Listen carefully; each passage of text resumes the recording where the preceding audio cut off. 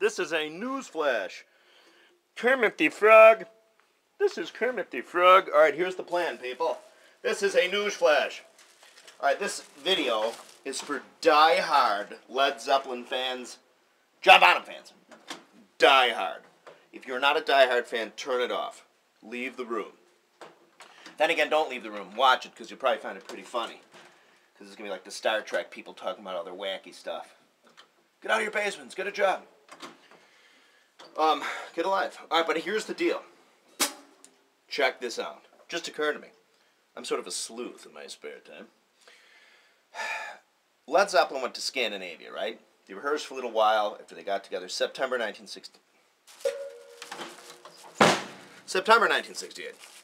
Played Scandinavia. They had a bunch of contractual dates up there, apparently, that Jimmy Page had to play with the Yardbirds name that he had, blah, blah, blah. They went up there and played New Yardbirds. You can see pictures up there at the Gladzax Club or whatever. That fella, Jorgen Angel, which I told you about in another video, took a bunch of pictures, which I bought one, and I have here, which I paid good money for. Well, I mean, it wasn't that expensive, but it's a picture of Bonham at his green sparkle slinger lens. Now, I'd always assumed that the green sparkle slinger lens were like a for-hire rental kit that they might have picked up when they went to Scandinavia. Like maybe they landed in Copenhagen. They're like, all right, well, let's rent a kit so we don't have to lug the crap. You know, they just started out. We don't have to lug the crap, whatever. Drive it up to Copenhagen, or up to... I know part of Scandinavia, I think, is actually in Europe proper, a little piece of it. And then you go, anyway. So, but honestly, check this out, Zeppelin people. You'll see, during that tour of Scandinavia, he has a Slingerland kit, which I always assume, which a lot of us assume, that's probably rental, right? They don't mention a Slingerland kit in the Zeppelin books or the lore, which, by the way, a lot of those Zeppelin books and stuff you read sometimes are inaccurate. Just my opinion. Sometimes, not everything, but there's a lot of stuff in there that is somewhat inaccurate. You know, you'll see in a published book that says, John Bonham's stainless steel kit had all mock lugs. Well, no, it didn't. It was just the ragtop. Just little things like that, right? So, check this out. I've stumbled upon, I've seen it before, and I didn't put too much into it. On October 18th, 1968, John Bonham and Led Zeppelin are playing at the Marquee Club. Yes, the Marquee Club in London, England, which is the same city where Olympic Studios is, where they cut the first record.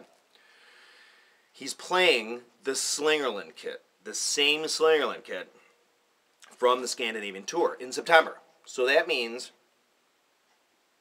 they either rented the kit in England and brought it up, or Bonham owned the drums. In my opinion, I think they were Bonham's drums, even if it was a rental.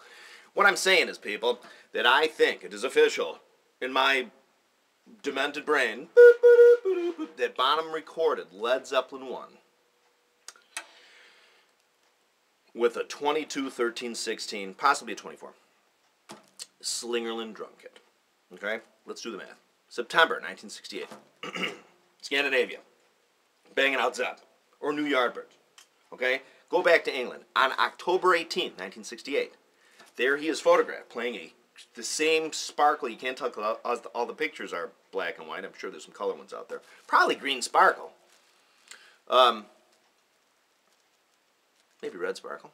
I don't know. In the pictures you can tell it's not silver sparkle or champagne. Anyway. But October 18th, they went on tour to America 2 weeks after that. Okay? So my feeling is they probably recorded most of Led Zeppelin 1 probably before the 18th. Not that, I mean, even if they didn't. So my point is the fact that Bonham was playing this same Slingerland kit with a 5x14 Superphonic, which we've always, as fellow Bonham people, assumed that he recorded Led Zeppelin 1 with, and Zildjian cymbals, if you look at the pictures. That's for Zildjian geeks. When you have a lot of cymbals, you can tell the difference from the profiles. Blah, blah, blah. But what I'm saying is, honestly, that I think Led Zeppelin 1 was recorded with a Slingerland drum kit. And by the way, the Slingerland drum kits, I mean, they're almost the exact same. Bud Slingerland and William Ludwig were like, you know, they were sort of like nemesis, but I think on a semi-friendly, you know, they'd always sort of outdo, you know, one did this, the other one did this, one did that, the other one did that, you know what I mean? And they were 3-ply drums too. You know, they were maple, poplar, mahogany. This is pretty much the same shell, pretty much. In fact, I got to tell you honestly, case, I kind of prefer Slingerlands, the 3-ply, just a little bit. But the only thing that kills me on Slingerlands is the hardware. I can't stand the Setomatic stuff. And anyway, but they are great playing drums. That's a little bit more than love, because a lot of guys still love you. In fact, I had a Slingerland 5-ply kit from right after... Well, actually, you know, Slingerland actually offered the 3-ply with rings and the 5-ply concurrently, whereas Ludwig went from the 3-ply to the 6-ply, like that, you know? Slingerland, to their credit, actually offered both. I have a 1979-80 catalog that says you can get either one. Anyway, though, so that's the news flash.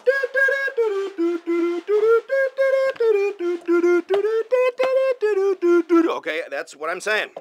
I think Led Zeppelin 1 was recorded on a Slingerland drum kit. That's all for now. That is my Saturday, August 17th, I think. Saturday, August 17th news bulletin. Okay, so anyway, but here, do your super sleuthing, fellow drum geeks. Check it out. Type in Google, I don't know, Led Zeppelin Scandinavian Tour, and you'll see Bonham on his green sparkle Slingerlands. And then type in Led Zeppelin Marquee Club, October 18th, 1968. He's playing the same Slingerland kit. Even says Slingerland right on the front head. And so I'm just telling you, that's the thing. So I'm not trying to cause or help slightly incite a run on Slingerland drums. But by the way, they are a great playing drum.